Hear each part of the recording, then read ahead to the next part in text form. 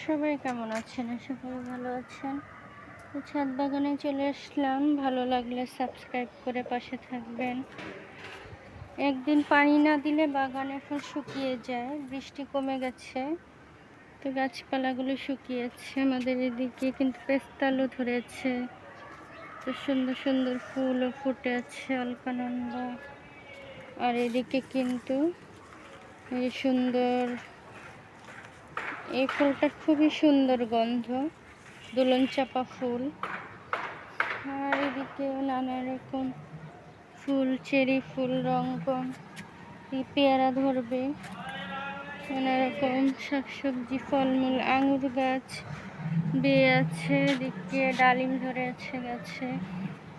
তো সব গাছগুলো শুকিয়ে আছে। এদিকে আমড়া গাছ, লেবু গাছ, সব ফলমূল ধরে আছে গাছে। এদিকে বেগুনও ধরেছে। তো বৃষ্টি কমে গেলে আবার পরিচর্যা শুরু করব গাছে। এদিকে করমচা গাছে করমচা ধরে আছে। তো এদিকে লাল জামরুল গাছ, নিম, তুলসী, লেবু। আর এদিকে তো সজনে পাতা, সাদা জামরুল, এদিকে নানা রকম গাছ, বেগুন, তারপর হলুদ গাছ, সফেদা ধরেছে গাছে। তারপরে সব গাছগুলো শুকিয়ে গেছে বাগানে। সবজি গাছ, ধুন্দুল, এদিকে আমের গাছ, বড়ই, কলা গাছ, এদিকেও সফেদা ধরেছে। তারপরে পেঁপে, তো সব রকম ফল ফুল শাকসবজির গাছ। এদিকে আছে ড্রাগন, কচু শাক, সব ধরনের গাছপালা, বেগুন। দেখি সুন্দর শাকসবজি হয়েছে। আর আমি তো আরও শাকসবজি লাগাবো, শীতের বাগান তৈরি করব। এদিকে বেগুন, ঢেঁড়স, আর হচ্ছে সুন্দর যে ড্রাগন গাছগুলো হচ্ছে, মালবেরি গাছ। আর এদিকে কিন্তু অনেক ফুল হয়েছে ধুন্দুল গাছে। এদিকে আতা ফুল ঝুলে আছে গাছে, কামরাঙা গাছে আরও ফুল হয়েছে। ফুল হয় প্রতিবারই, কিন্তু ঝরে যায়।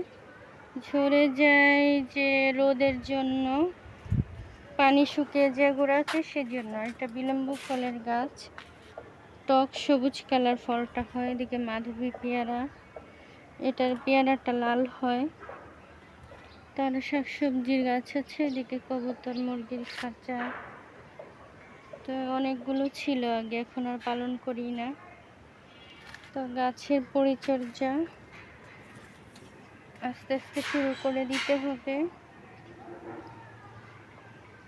এখন একটু অসুস্থ আছি, সুস্থ হয়ে আবারও গাছপালাগুলো সুন্দর করে যত্ন পরিচর্যা করে সাজিয়ে দিতে হবে। তো আমি যেভাবে যত্ন করি, ফল গাছে কিছু সার দিতে হয় সব সময়, ফল গাছে সার দিতে হবে।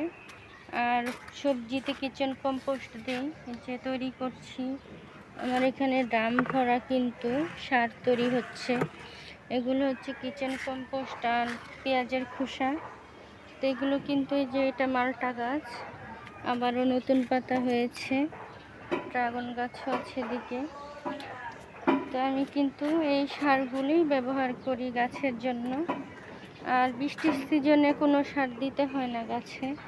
বৃষ্টির সিজনে এমনিতেই বৃষ্টির পানিতেই সার থাকে। এদিকেও বেগুনের গাছ আছে, সবজির গাছ আছে। আর আঙুর গাছটা বেয়েছে, ভিতরে আরও নানা রকম গাছ আছে, বড়ই গাছ। তারপরে দেই হচ্ছে ভাতের মাড়, চাল ডাল ধোয়া পানি। এসবে কিন্তু গাছে খুব সুন্দর শক্তি পায়। আর ভিতরে ভিতরে কিন্তু পেস্তালু ধরে আছে, এগুলো কিন্তু খুবই মজা খেতে। এগুলো মাটির নিচেও হয়। তো সবাই ভালো থাকবেন, ভালো লাগলে সাবস্ক্রাইব করে পাশে থাকবেন।